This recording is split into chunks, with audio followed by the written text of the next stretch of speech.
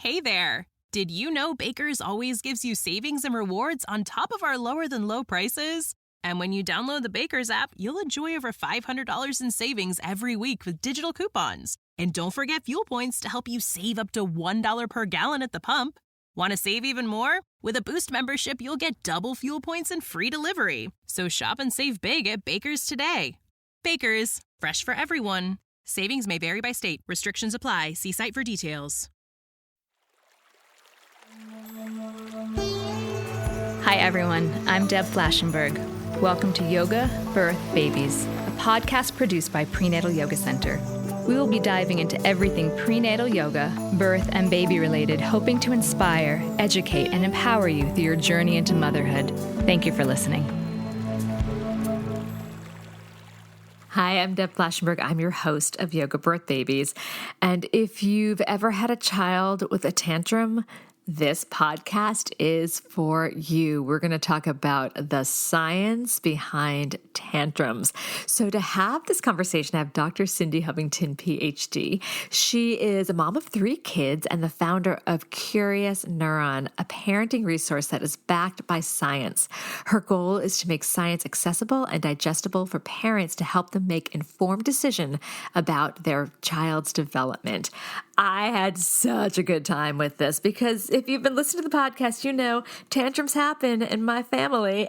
And it's something when I realized that Cindy goes into the science behind it, evidence-based science, it was fascinating. We really geeked out on this conversation. We talk about self-regulation. We talk about realistic expectations. What a 2-year-old is going to be different than what a 10-year-old can do. We talk about what's happening in the child's brain during a tantrum and when to be concerned about tantrums. Just so much juicy goodness. And it really made me step back and examine a parent's role, my role in my children's tantrums. So if you are a parent that has had tantrums in your house, I think you're going to absolutely love this. I had such a great time talking to Cindy. Before we get to that, I just want to say hooray that I have heard from so many of you that you went to the website prenatalyogacenter.com and you printed out the 5 simple solutions to the most common pregnancy aches and pains. I had a couple people write in, a few through Instagram, through our website, that they printed it out. This actually made me realize what a good idea it is to print it out, and they put it in places that they're often in. One person said she put in her office. Someone else said she put in her kitchen, so that it just reminded her, even if she wasn't having some aches and pains, just to take 1 or 2 of the asanas and do it before the aches and pains happened. I think that's brilliant. So if you want that free guide, grab it from our website, prenatalyogacenter.com. I also want to say thank you. We have so many people that have recently left a rating and review for the website, for the podcast. And it's helped people find us. So I know it takes time. I know it takes effort. And I want to say thank you for putting that time and effort in. It really means a lot to me that you did that. I also want to say thank you to all of my folks that are showing up for our in-person classes. I was a little nervous as we reopened the doors a few months ago. What's going to happen? And you made it happen. You guys are coming in and you're taking class, not just in person, but online. So thank you. We've got our pre- and postnatal classes happening in person and online, our different workshops, childbirth ed, lactation prep, newborn care, pushing power, all that in person, online, and some of them on demand. So you take it on your timing when you want. And then lastly, things I want to touch base on. So we have changed a little bit of how we're doing our workshops. We were doing many of them just through PYC, but now we've partnered up with this amazing company called Boober, and they're leading our childbirth ed, our lactation prep, and our newborn care in person and online. But they're not just a company that leads workshops. They're a company that helps you find lactation support, birth doulas, mental health therapists, postpartum doulas. And if you go to their website, getboober.com, you can use the code PYC. You get 10% off your first services. So grab yourself a birth doula. Make sure you have someone you can talk to about mental health issues. So important. So use our code PYC, 10% off. And then the last thing I just want to share is we've made a big decision about how we're running our teacher trainings. we're going to have one more online teacher training for January and February. And then we are back in person March and April, back in person September, October, and then back online November and December. So we're going to do 2 in person a year in New York City and 2 online. I used to travel around the country doing these teacher trainings, but since we've been doing it online, it's been amazing that we've had a lot of people throughout Europe taking the training. We've had some people from Mexico, someone from Costa Rica, a lot of people from Canada. And when we do it online, it just opens up the path for so many people that may not be able to do it in person to take it online. So that's really exciting. Okay, we're going to take a quick break, and when we come back, please enjoy my conversation with Cindy. Hey there! Did you know Baker's always gives you savings and rewards on top of our lower than low prices? And when you download the Baker's app, you'll enjoy over $500 in savings every week with digital coupons. And don't forget fuel points to help you save up to $1 per gallon at the pump. Want to save even more? With a Boost membership, you'll get double fuel points and free delivery. So shop and save big at Baker's today. Baker's, fresh for everyone. Savings may vary by state. Restrictions apply. See site for details. Hi, Cindy. How are you? Hi, I'm well. How are you? I'm okay. I'm a little stuffy, as we were talking about earlier. And in full transparency for the wonderful community, Cindy and I have now, I think we had 2 or 3 different reschedules. So I'm like, okay, if I have to blow my nose, I blow my nose. If I'm a little stuffy, I'm stuffy, but I'm not rescheduling. So that was me last week. I totally get it. Yeah, so I'm just really excited. So thanks for putting up with my slightly clogged sound. But I'm so excited to have this conversation with you because when I heard you in a different podcast and I kind of took a deep dive, and I've been following you on Instagram for a while, I love what you cover. I love evidence-based. So I'm such a geek. This is going to be so exciting. Oh, we're going to geek it out. Yay! Science is my thing, and I love breaking down science for parents to make it simple and for them to understand their child a bit better. So yeah, we're going to have a good talk. I mean, science behind a tantrum. Yes. Exactly. Let's go there. So I guess before we jump into it, I would love to learn a little bit more about you and what inspired the Curious Neuron. My kids.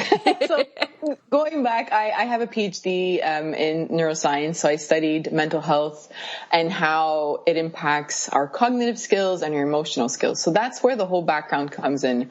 And then I went into my postdoctoral training and I went into education to understand how the brain learns. And I then got pregnant and I left. I decided to leave academia, and I had during my PhD I had volunteered for this program called Brain Reach, which allowed us graduate students to kind of go into classrooms, grade 3 classrooms in secondary 2 or grade 8 or 9, I think, and we would talk about the brain and how it functions. And although like I'm really happy I have a PhD, but that sort of volunteer experience is what led me to science communication and that passion to take science and to make it digestible for everybody. And what led to Curious Neuron is when I became a parent and I had left academia and said, I'm able to go and look up some research studies and decide and use that to inform my parenting decisions. But most people can't do that. You don't have the access, or somebody might have access to it, but it takes time to break it down and to read it and to understand it. So I started doing that for fun as a blog, curiousneuron.com. That kind of blew up when Janet Lansbury shared one of my articles, and then she's an author, a parenting author, and then yes, she's been on the podcast. She's fantastic. She's amazing. And so it helped my blog get some traction. And then that led to Instagram. I decided to try to get the word out. That led to the podcast and now courses and one-on-ones. And yeah, so that's how Curious Neuron was formed. I bet you had no idea when you left academia to parent and then start studying this for yourself where this would lead to. No, I had no idea. I also, I think this is like Curious Neuron 5.0. I'm not sure where we're at anymore because, being pregnant and then looking up the studies, you think, even if you read the studies, once you become a parent and you start applying it, you're like, oh, I had no idea how to parent. Or like I had this vision of being a parent, and now Before, just to tell you, like, I was translating research studies that only focus on child development, because I was like, if a parent understands their child's brain development, then they'll be able to handle anything. That was when my child was like younger than 18 months. Then my firstborn was 18 months, between 18 and 24 months, and tantrums started. And I was like, well, even if I know everything about emotion regulation skills, why can't I help her? And why am I losing my mind? and that's when I realized that there's a whole psychology behind emotion regulation skills and us, and how my past, and how I was parented and my own issues played into my child's tantrums. And that's when I realized, okay, I need to change what Curious Neuron is. So now it's sort of like a balance between, I say, if you want to thrive as a parent, you need to first nurture yourself, then your child, and then each other, because that community aspect is really important too. I love that. It evolved. And I also just really appreciate the honesty that you could study something and then it makes sense intellectually, but then when you're there, you can step back and be like, all right, I know the data says this, but the reality says this. Yeah. And I'm always trying to be as transparent as possible, because we have, you can't, even if I give you all the skills, you can apply it every day. The same way that I can, because there's a day that you might be overly stressed because of work, or you might have had an argument with your spouse, and you're not going to control your emotions. So, we're going to get into all of that with today's topic, but we have to be honest with ourselves. Like, perfection doesn't really apply to parenting. We do our best. Vacuum. Yes. Yeah. So let's jump right in. So let's go into tantrums. So let's try to understand what's happening in a child's brain during a tantrum. Because I know when my son, who tends to have more tantrums than my daughter, when he has a tantrum, there is no reasoning, just none. Yeah. How old is he? Oh, he's 10. So I should say. But still. No, it's great. The reason why I want to bring that up is because it evolves, right? So let's start with a young child, a toddler, and what's happening in their brain is, let's take an example so we can bring up this example when we're talking. But if a child is trying to fall asleep and all of a sudden they want some chocolate and you're like, well, that's not going to happen. Cue the tantrum. And obviously there's a tantrum because you said no and they're disappointed. So there's a lot going inside that child's brain, because it's a bunch of networks that have to work for that. So the first one is the amygdala, which is the part of the brain that's involved in emotion. So saying no to receiving chocolate is disappointing and frustrating. So the child will have that big emotion. But then that part of the brain speaks to the frontal lobe, which is right behind your forehead.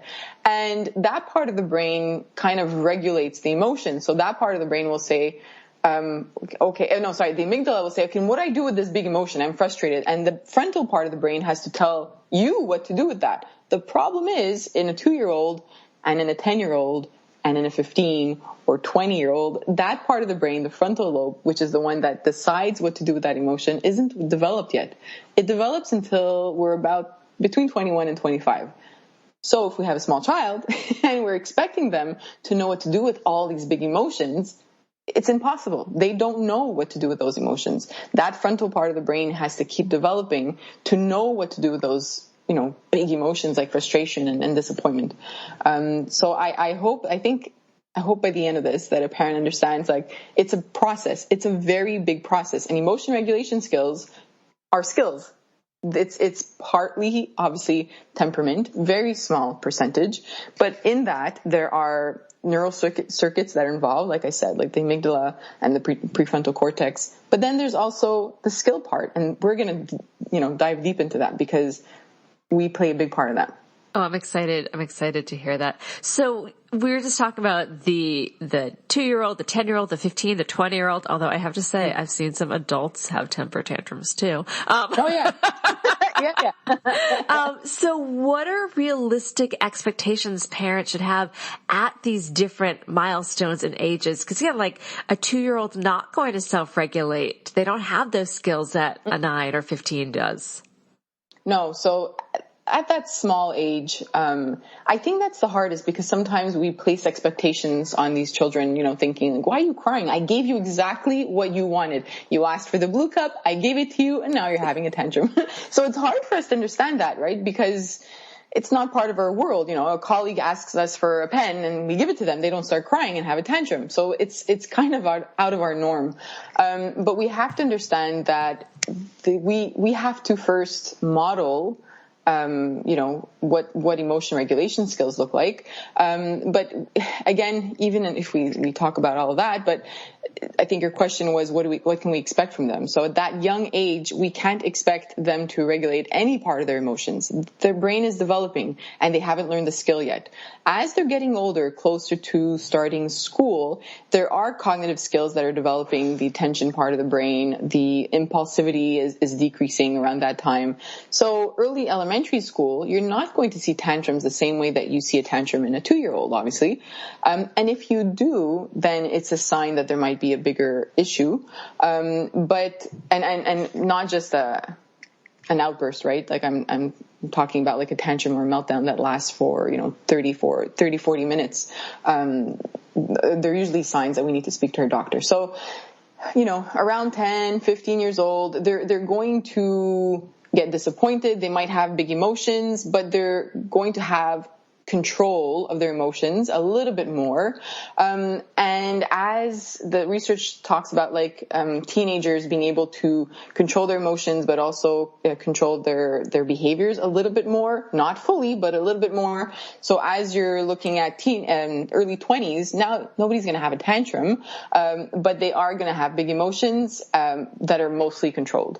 So it evolves as they get older. It's when you look at the emotion regulation skills in older kids or young adults, they're looking mostly at the reward system. So what happens when you involve like a gambling task and you say, well, if you do this, you can win this much money. If you do that, you could win even more. That's part of emotion regulation skills because they're trying to control themselves from being impulsive or reacting for the reward, because that reward pathway of the brain is involved in emotion regulation skills. So as you said, I was thinking about the parents that are listening to this, but as you said, like the 2-year-old, they don't have the skills. Mm-hmm. So I'm imagining some parents that are like, well, I have a 2-year-old, so what do I do? So Is it basically just hold a safe space and ride it out? Yeah. So emotion regulation skills begin at birth. All the way back to birth, because attachment plays a huge part in how a child regulates their emotions. So I know that this is there's a lot of talk around this. Even within my family, when I had my firstborn, if my child was crying, I would go towards her and take her and hold her, and they'd be like, no, don't do that. She needs to become independent. You need to let her, grow out of this, like, wanting you for something. And knowing the science, I was like, no, I'm going to hold this boundary, and that's I'm responding to her needs. And I think that's still a conversation that happens in society. So responding to them, what happens is that when a baby is crying and you respond to them, you are regulating their brain. So you are acting as their frontal lobe. And as you keep doing that, the child realizes, okay, I was scared, or there was a need that I had and I reacted by crying, but all of a sudden now my stress system was calmed because mom or dad was there, or a caregiver was there to calm me down. As we keep helping them with this system, as they grow older, they will start gaining a bit more control. Around 2 or 3 years old, all of a sudden now, they're able to start saying, well, okay, I'm in fear right now, but I won't cry. Like, I'll be able to, they might still cry, and that's okay, but they're going to be able to bring it down a lot faster than a child who had an attachment issue at birth. So by attachment issue, meaning someone that did not comfort the baby that was crying. Yeah. Yeah, and if a parent is listening, I don't want you to worry if, like, you had to go to the bathroom and you're letting your child cry. That's not what's going to form like an attachment issue. This is when there's neglect, when children are often left there. So take your shower. It's okay if they cry for a few moments. But. Yes, that's okay. And I know we could probably get into the whole research or talk about sleep, but that's a whole other topic. And to be honest, the research is not very clear. So I know some parents might be saying, what if I let my child cry it out? For me, when it comes to that issue, I'll just say, like, you have to do what works for you and your family. But if you do look at the research, I would tend to go more towards the comforting. But yeah, so anyways, yes, attachment is a big role in it. So the child starts to develop their social emotional parts of the brain because you are very warm and responsive towards them. As they become toddlers, now there's this whole set of behaviors in the parenting literature. They call them like parent emotion socialization. And there are 3 really important things that have a huge impact on how a child develops their emotion regulation skills. There's observing and modeling. So what they're seeing us do in their environment. And I always tell parents that it's really good for you to talk out loud when you're feeling a certain emotion. I'm so happy because, grandma just called and they're coming over. Or, oh no, I thought I had eggs in the fridge. I'm so disappointed. Just expressing the emotion that you have, because they're watching and they're listening. And that is helping them form a sort of model of how to regulate their own emotions. So they're observing you. Also in the car, road rage. Again, it's okay if it happens once in a blue moon, but if they're seeing you constantly getting angry and yelling at people around in their environment, they're registering this, and that's helping them develop their social emotional skills. So that's the first part of this model that they have in literature, observing and modeling. The second one is parenting practices and behavior. And that has to do with, there's a lot of parenting behaviors, but let's just put them all into 2 categories. And parenting behaviors that help a child thrive when it comes to social emotional skills are warmth, so being responsive and sensitive towards their needs, and boundaries. Children need boundaries, and that plays into their social emotional, like their emotion regulation skills. So, again, it goes back to a child crying, having a tantrum. If we look at a young age, telling the child, to like stop crying or ignoring it, it's not really going to help them in the long run. Again, if we've had a rough day and this is like the 10th tantrum of the day and we also have a newborn, it's okay to have to take your space and have your own boundary and step away to regulate yourself. But when you look at the big picture, it's really important that we do practice being warm and responsive towards our child, but also setting boundaries. And the third one is emotional climate of the family. So that's another difficult one sometimes, because let's just say we have a toddler. So I have 3 kids, 2, 4, and 6 years old. And so twice in my life, I've had a newborn and a toddler, which was really tough. But so what happens is that, it could happen that you are yelling a bit more, or even the couple within the home is arguing more because you're tired. You have a newborn and you also have a toddler who's having tantrums. So what's important is that we try our best to regulate our own emotions in our child's environment, because the emotional climate is part of that model that contributes to our child's emotion regulation skills. I'm really enjoying this. I also feel guilty at times. I'm like, oh, I know I've yelled too much at times. But then I always try to recognize that. Does that help when an adult or a parent can say, Mommy or Daddy yelled, I'm sorry, I know that might have scared you. You didn't do anything wrong. Just try to explaining it to them. Does that help? Oh yeah. Okay. That's a huge part of it, right? So arguing is not a bad thing. It's how you argue, right? So if you're respecting the person that you're arguing with, or if you're just kind of like name calling and yelling and there's no repair after that. So the same thing applies with our kids, whether we yelled at them because we just had an outburst. By saying sorry and explaining that you had an outburst, it kind of normalizes their own outburst, right? Like we can't expect them to never have an emotional outburst. that would be rational, because we have some too, with family members, with friends, with colleagues, with our kids. So I think it's really important that we do take that moment to repair and to say, I overreacted, or I yelled, I'm tired, or, I had things on my mind. And I just laugh because it happens at our house so much. Like the idea that they have to take a shower, you'd think that this never happens, but every single day there's an argument of who takes a shower first.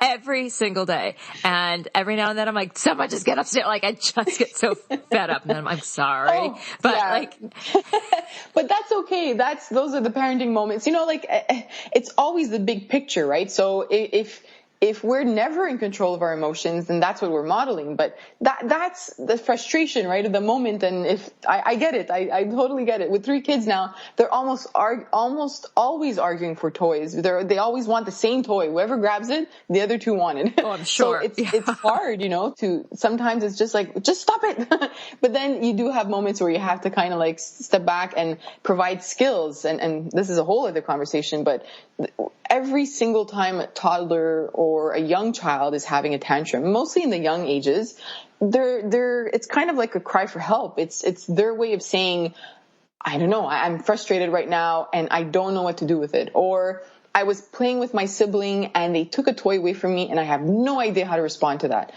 I think it's important that as parents, we look at these situations, and even with older kids, we should look at these situations with like curiosity first. Right? Why are they doing this? Why did they act this way? Why are they behaving this way? And then compassion, because their brain is still developing. So they might not know what to do. And by saying no to a toddler who keeps climbing a couch or the stairs when we don't want them to, they don't know what the yes is. Right. So right. Same thing with older kids. If they're playing with toys and we just keep saying, share, share, share. Or no, don't do that. No, don't do that. What is the skill we want them to have? The skill is sharing. So provide steps to that. Provide a dialogue or a conversation that they should be having so that they can follow this and start implementing it. With older kids, I don't know, the shower, I'm not sure. I'm not at that level yet. But if there's something, a schedule or something that could be implemented, what is the skill that we have to offer? That's the hilarious thing is because it is literally the same schedule every day. And oh, yeah.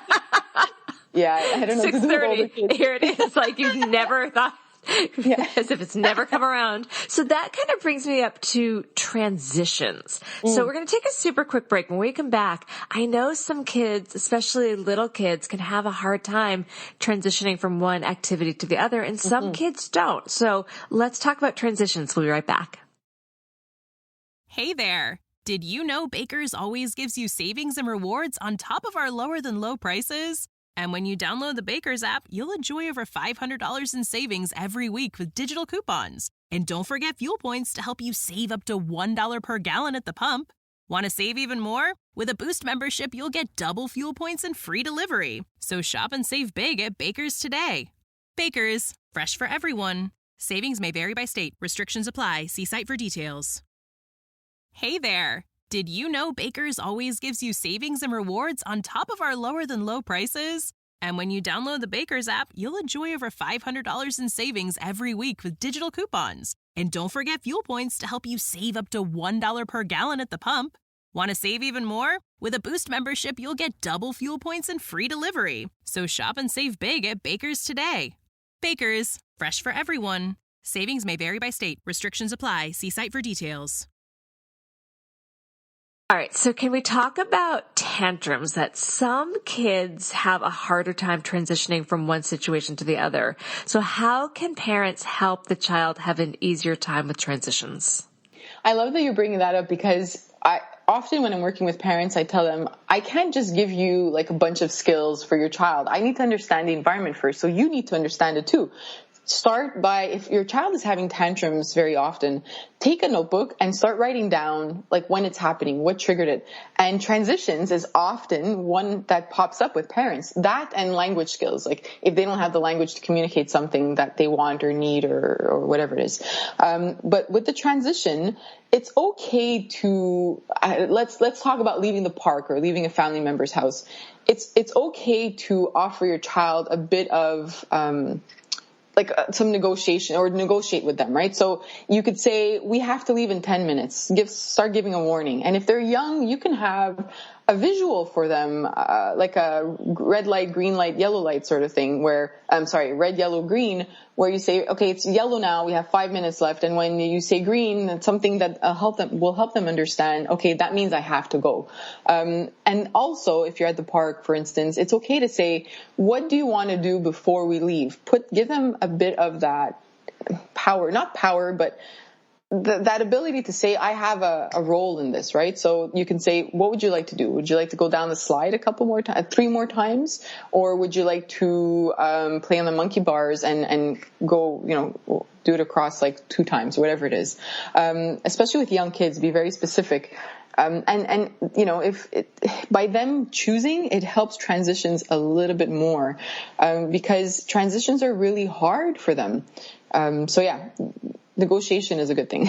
We've started to do, my husband actually, he's a therapist. So years ago, he heard from someone or read somewhere about giving them options. Like, okay, we have to leave. Do you want to leave in 5 minutes or 10 minutes? Knowing, of course, they're going to say 10. But then they feel like they made a choice in the matter. And that did help with a lot. So we've tried to do the choice thing. And then, of course, this negotiation, what about 15 minutes? Yeah. And that's where the boundaries comes in, right? So the warmth and the boundaries thing that I was talking about before, it's okay to say, I know you're having fun. I see that you love the park, or I know that it's hard for you to leave Grandma and Grandpa's house because it's really fun being here. That's the warmth. And then the conversation leads into the boundaries, but we have to go. It's bedtime and we have to go home now. Or it's dinner time and we have to leave the park because I have to prepare dinner, and for whatever reason, we have to be there at that time. So you hold your boundary. You gave them an option. You showed them that you see them. You see that they're not resisting, but they don't really want to leave. You get that. But here's the boundary and we need to leave. So you have your 5 or 10 minutes and then we go. Same thing when it's bedtime or bath time and children, all of a sudden want to eat again. That's my kids. I'm just describing them.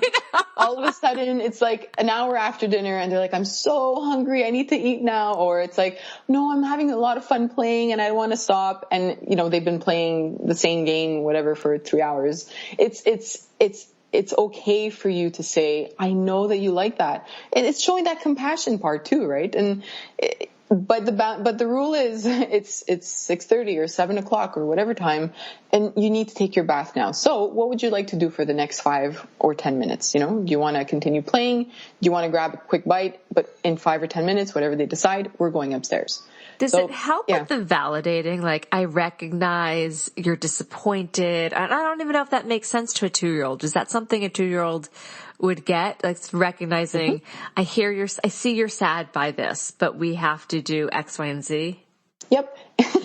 It does, because it goes back into the circuitry that's involved in emotion regulation skills. So I mentioned the amygdala, which is the emotions part of the brain. But in that, tied to that is the reward system of the brain, which the amygdala and it's called the ventral striatum, they talk together. So if your child is feeling good and feeling rewarded during that sort of big emotion, and all of a sudden, mommy or daddy are there and they're kind of like making me feel good and I got an option, then I'm going to repeat that behavior in the sense that when they give me an option, I'll choose and then I'll go upstairs to take my bath, because it's all part of how they're learning how to regulate their emotions. So yes, it's really important.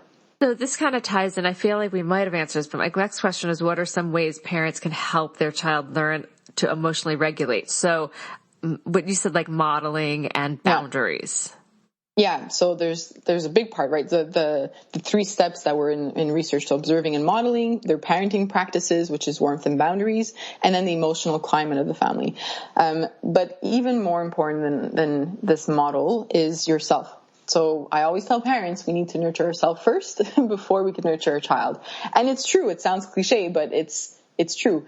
Because a lot of the research shows how much of a role we have as a parent. So if a parent is listening and saying, I wish, my child could regulate their emotions, but then they're thinking back to the past 3 days and realizing that whenever their child has a big emotion, they have a big emotion. Well, then that's part of the modeling. Themselves too. Yeah, exactly. And for me, after I had my second child, after I gave birth to my third child, I had 3 very young kids in the house, and I thought I had things under control until then. But that's when everything just kind of flew out the window. I lost complete control of my own emotions. All of my past came rushing back into my mind in terms of how I was raised. So I was raised more with only boundaries and no warmth. I was raised by a single parent, so my mom would often say, I'm the mom and the dad, I'm not your friend. What I say goes, and that's it. And it's, I think a big majority of us were raised that way in the 80s. And it's not that it's entirely bad, but if you think back to the parenting styles that really help a child thrive and develop their own emotional regulation skills, there has to be a warmth involved in that. So what happened is that when I had my third child, I lost complete control of my emotions because I wasn't mentally well. And once I started getting control of that, went to therapy and started working on that, again, knowing all the research. And then I didn't even know in the moment that I wasn't doing well. But then once I got a control of that, then things started changing. I started developing skills for myself to regulate my emotions, because there are skills we're going to talk about. We're going to talk about some skills in a second, I'm sure, some more skills, but there's this cycle of emotion regulation skills where if you as an adult, if you were parented in a way where skills were not offered to you, social emotional skills were not offered to you, or there was childhood maltreatment, or there was neglect or a form of abuse when you were young, then your brain that's involved in social emotional skills, including emotion regulation skills, wasn't developed the same way as somebody who didn't live through that. And then that means that that person didn't learn how to control their emotions, and then we become parents, and then we pass on these emotion, like the lack of emotion regulation skills, and then we don't give our child that skill, and then that continues the cycle. So I think I had posted about this on Instagram this week or last week, but to break that cycle, it starts from us. We have to work on ourselves, through therapy or books or self-help books, but we have to learn how to control our emotions first, or else our kids won't develop those skills. Right. No, first of all, I'm so appreciative that you're so transparent and open with your own struggles, because I think it actually helps others here. As I'll just put myself in this position, here you are with a PhD in this, and you're recognizing, you're like, I knew the data and I still had issues. I think when we can see somebody in that role saying, I needed help, it gives the rest of us who do not have a PhD in this particular topic say, okay, if that person needs help and they have this background, it's okay for me to say, I could use some help too. So I'm just appreciative that you're opening yourself up, and offering that. I think that's really fantastic. And that also brings into recognizing, it's funny, I'm actually doing a podcast in the next couple of days about shame and parenting. And I don't want us to feel like we have to carry shame about our children's behavior, but we do play a role, like our own behavior does play a role. Can you talk a little more about that? Yeah, I love that they're talking about the shame part too, because, I always worry when I give all this information out and I talk to parents, because then sometimes some of them will think back and be like, oh no, like, what did I do? Did I mess up my child? Oh, I'm thinking that already. And I'm like, good, I have the podcast about shame coming up. That can help. That's going to help me. Start the conversation. But no, I don't want to do that. I obviously my role is to take the science and translate it so that all parents, any parent, you don't have to have a science background, so that you can understand it and then take what works best from your family, from what I'm saying, and apply it. If you're looking back and realizing, I wasn't doing that with my child, the best part is that our child's brain is super highly plastic and can learn anything, right? So if you didn't develop an attachment, I talked to parents who realized only in retrospect that they had postpartum depression, or a dad that had postpartum depression and that had no idea that that dads can have that, or a parent who experienced neglect and never dealt with it. So all of that, it's never too late to start working on yourself, and it's also never too late to start working on your relationship with your parent. I'm sure, and I could speak about myself too, having a father who left and just never looked back, if somebody were to come back into my life and say like, hey, let's work on this, I don't think there are many of us out there that would say like, wow, you care enough to like come speak to me or to repair this. So it's never too late. That's all I want to say for that part.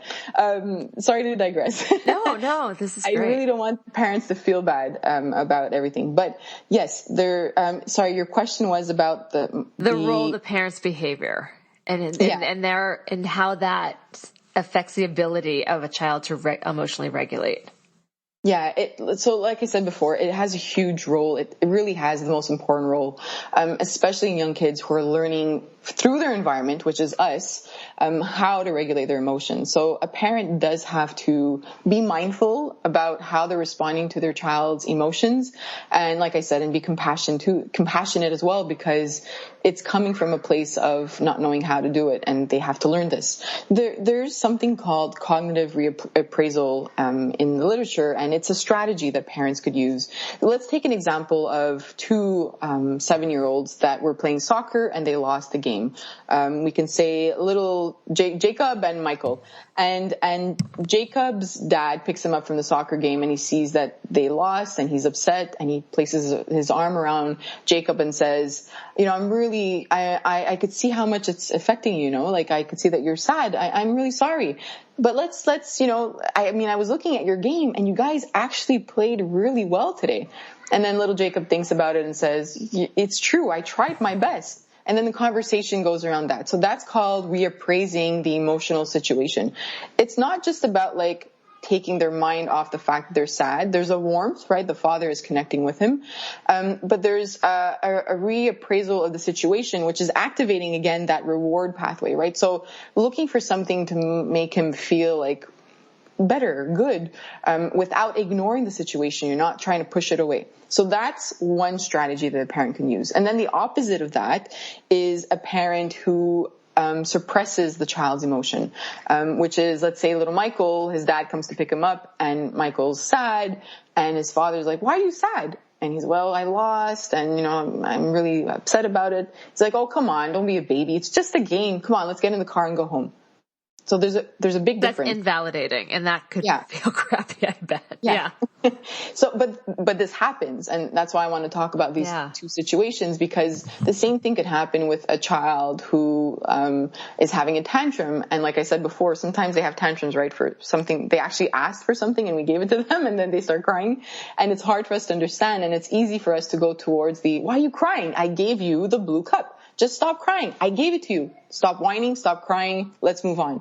But I wanted to highlight the two differences in these strategies. And these are all strategies that they talk about in research. And parents who tend to go towards the cognitive reappraisal strategy have children who develop greater skills in emotion regulation skills. And that applies to how they build relationships when they're in school and how they reappraise situations when they're adults as well. Going back to your adults that have tantrums, that's part of it. They might not have learned the right skills. And there are tons of adults who struggle with this. Yes, I've seen many, and I was like, okay, I believe you. All right. What suggestions do you have for parents staying calm during a tantrum? That's hard. It could be hard sometimes, right? Because we could be really tired. We could have had a really rough day. But the biggest, there's a lot that we could do, but I think for me, what really helped was to pause between your child's action and your reaction. Create a pause. However long you need, they will still be there crying if they're having a tantrum or upset or having whatever big emotion if they're older. Take a pause and first start with calming yourself down. So it's okay to say in your mind, and I hope you try this. Like if you're listening, if somebody's listening and they're like, is this going to work? Yes, please try this tomorrow. As soon as your child has this big emotion or tantrum, pause and talk about how you're feeling in your mind. But don't use use your name. So Cindy's really overwhelmed right now. Cindy is tired, didn't sleep, and this is the fourth tantrum and it's only 9 a.m. Just say that in your mind. and then move towards your child.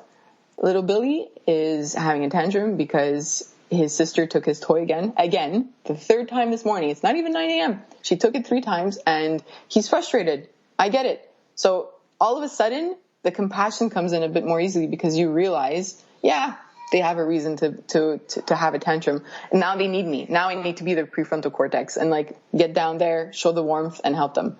I know it took us 3 minutes to go through it, but it takes just a few seconds when you get used to doing this. And it really helps to help your child. Oh, I like that. I'm going to try that next time it happens because I know it's going to happen. I might feel a little foolish.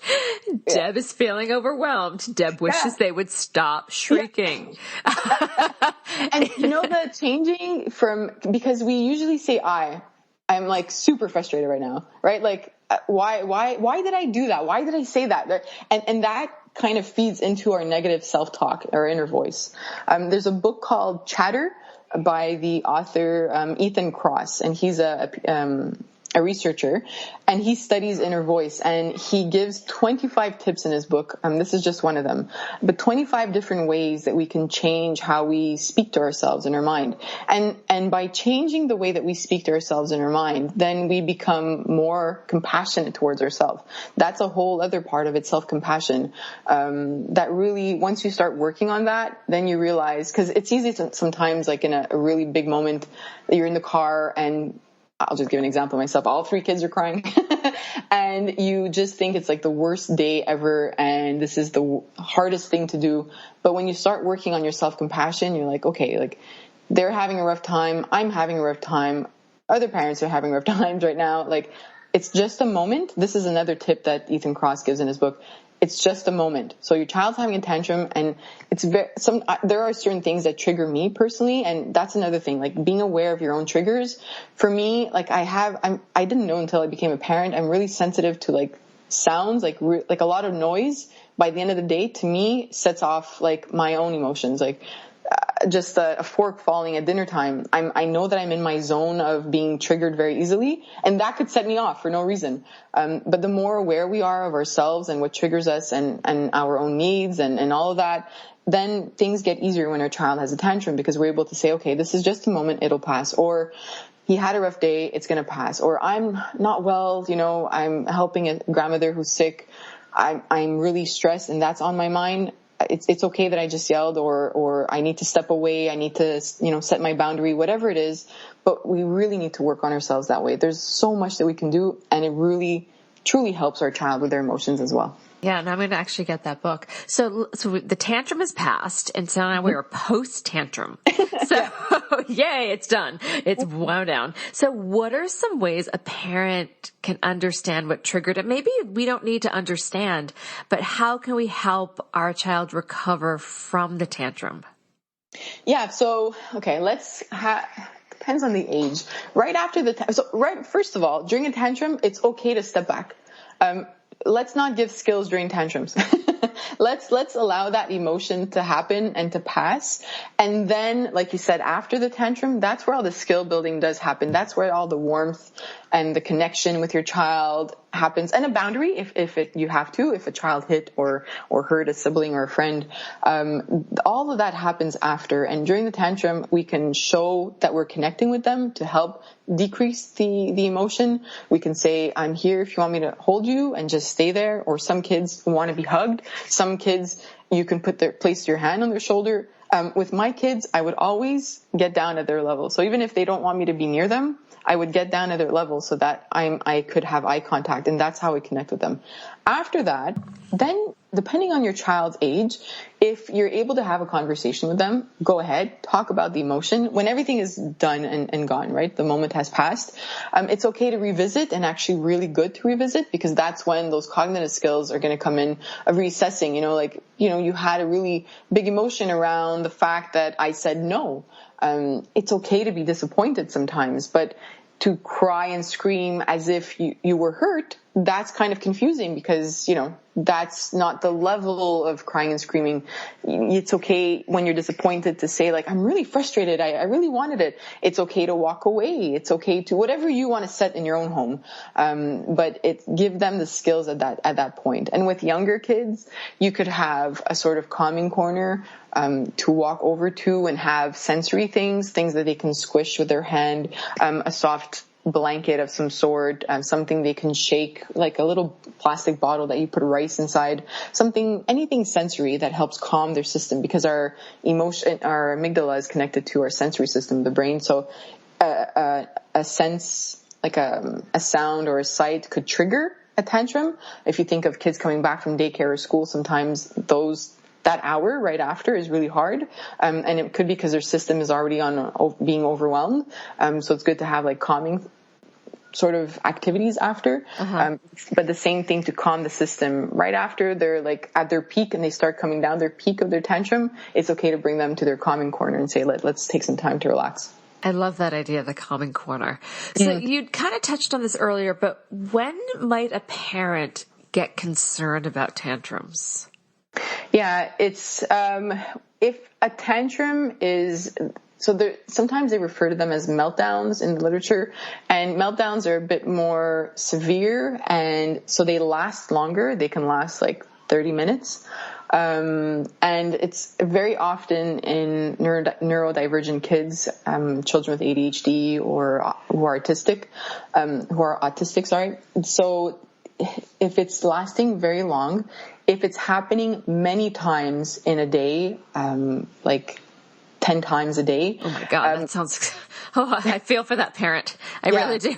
Exactly. My son has ADHD, so we've had some meltdowns, but I could not imagine 10 a day. Yeah. Like I would I would need a lot of self-care. And sometimes they're very long at the same time. So, if they're having many tantrums in a day, if it's affecting the family environment, where you are at your wit's end, you just don't know what to do anymore. Your emotions, you're not sleeping, you're stressed, your emotions are off. I would recommend that a parent speaks to their doctor. And sometimes when it comes to this, I've heard of parents who have come to me because it's been dismissed by their doctor. If you feel that something is off with your child, stick to it.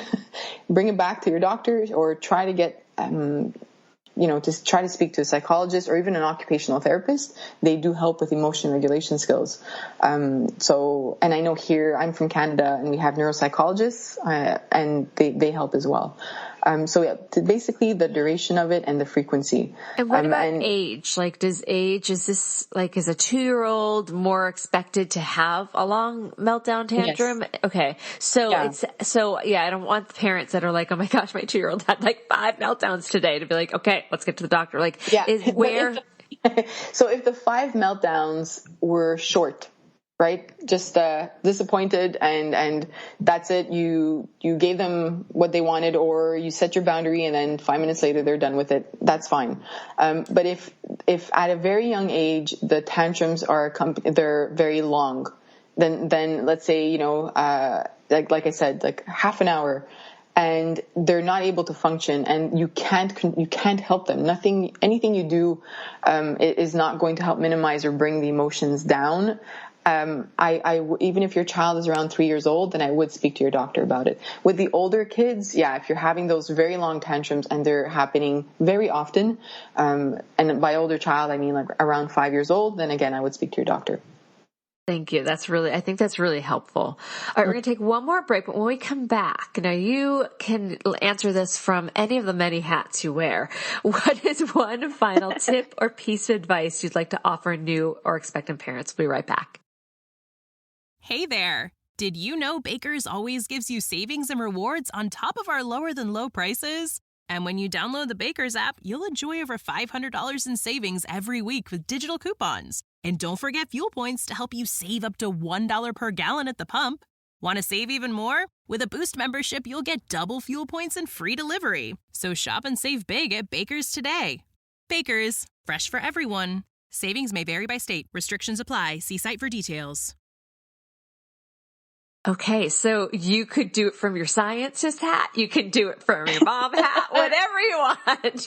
I'm not sure. I love that. I think I even had a post where I had like a scientist and then a mom, and I answered a certain question from both. I'm using how different were those answers? I bet they were very different. I can't remember what the post is about right now. I just remember the image, but they were different because sometimes, you like I said before at the beginning, you know the research and you're like, this is what I'm going to do. And then you become a parent and you're like, I did it and it didn't work. Or because it didn't work for me. I wasn't able to implement it that way, or it didn't work because my child is different. And that's why I tell parents that I really recommend that they take notes and observe their child's behavior, because it helps you understand your child. When I work with parents, I literally take time to assess the whole situation. The parent has to take a lot of notes because you can't help your child unless you're understanding what's going on. So yeah, that's what's hard as a neuroscientist and a mom. I really have to like see what works for my child. And I think we should all do that though. We should all wear the neuroscientist hat sometimes too. So perfect. So was there a specific tip or piece of advice you want to offer? Okay. Yeah. So a specific tip for emotion regulation skills, it's a lot because it's hard to answer that because as I said, like throughout this whole conversation, it's a whole orchestra of things that play into how our child develops their emotion regulation skills. So we're looking at the environment, which is like the home environment, the caregiver, how we control their emotions, and then how their brain is developing. So it comes with age and the development of their brain and the prefrontal cortex. So I think for me, the biggest take home that I've learned as a mom, as my kids are getting older, and also from what I see in the science is my own role. And I know this could be the hardest thing, but the more work that we put into ourselves, not dismissing, whatever we're going through or whatever we've been through, if we don't work on ourselves, then we're going to have trouble helping our child. And there's nothing, like, we can't change that. We really, really do need to work on ourselves. We don't necessarily have to see a therapist if you can't afford it. Sometimes I speak to parents who can't. There are lots of great self-help books that are out there that we can read and try to work on our emotion regulation skills. There are workbooks as well. There's one called the Mindful-Based Emotional Balance workbook. I can give you links to that if you want, but they're all books that are written by psychologists that you can work on your, at home. And it's really the most important piece to the puzzle. I 100% agree. Yeah. Where can people, it really is the hardest. I constantly am stepping back and examining myself, my mental state, my relationship with my husband, like knowing that impacts my family, I take it very seriously. So I do appreciate hearing you say that. So where can people find your work? They can visit the website at curiousneuron.com. They can follow me on Instagram at curious_neuron. They can listen to the podcast, the Curious Neuron podcast. It's on iTunes and Spotify and all of those platforms. And also every first Monday of the month, I give a free webinar. I say webinar / like parenting support group because basically this webinar is broken down into 3 parts. The first part, 10-15 minutes, we talk about parental mental health, where I go through workbooks that I have. I give the parents like a little homework that they can work on that week or that month, And then the second part is whatever the workshop is about. It could be about this month was about emotion regulation skills. In December, we're talking about toys and play and toys that help support your child's development. So every month it's a different topic. And then at the end, it's a place where parents can open up, and it's really beautiful to see how important it is for parents to feel that they're not alone and to feel seen. Same way that our child wants to feel seen, us as adults want to feel seen. And we might think that we're going through something that no one else is, but we really are not alone, and it really helps to talk to parents about things that we're experiencing. So there's that. Yeah. Can I have the link for that as well and put it on the show notes? I will. Yep. I think that's really helpful. What a great service you offer. You really do put yourself out there, and I appreciate all of this great, juicy knowledge. And I think it's going to give a lot of parents, myself included, really stuff to think about. And really, I think it's going to, at least I'll speak for myself, I think it's going to remind me to check my frustration and how, because I'm not going to say, I'm not going to be frustrated because that's just silly, but it's going exactly. No, but it's true. But I think it's going to just be that reminder that I need every now and then that I can have emotions and then use it as a teachable moment for myself and my kids. I hope that that's a takeaway, from the parents. I don't want parents to feel bad when they have a bad day or a rough day. It's okay. We're all human, including our kids. So they're going to need our help, and they're going to have bad days and bad moments. But I think that when we lead with curiosity and compassion, and whether it's the relationship we have with our kids or with our spouse, the more I follow this as sort of like a life mantra, even with my friends, when somebody says something, instead of like responding quickly and getting upset about it, the curiosity comes in first. Yes. I love that. Then you understand that behavior, whether it's your child or that response that a partner had or a friend had, where it's coming from. And then the compassion part comes in, and you might say, yeah, I did say that, and I didn't mean it that way, and I'm sorry if it hurt you. Instead of just saying like, why would you say that? And it really helps with our kids too. Oh, this has been such a great conversation. It didn't matter how many times we had to reschedule. We got to it, and it was so good. I'm so glad. Thank you so much for having me on. Thank you. This has been an episode of Yoga Birth Babies, produced by Prenatal Yoga Center. You can catch us on Facebook, Twitter, Instagram, and Periscope. I'm Deb Flaschenberg. Thanks for listening. Hey there! Did you know Baker's always gives you savings and rewards on top of our lower than low prices? And when you download the Baker's app, you'll enjoy over $500 in savings every week with digital coupons. And don't forget fuel points to help you save up to $1 per gallon at the pump. Want to save even more? With a Boost membership, you'll get double fuel points and free delivery. So shop and save big at Baker's today. Baker's, fresh for everyone. Savings may vary by state. Restrictions apply. See site for details.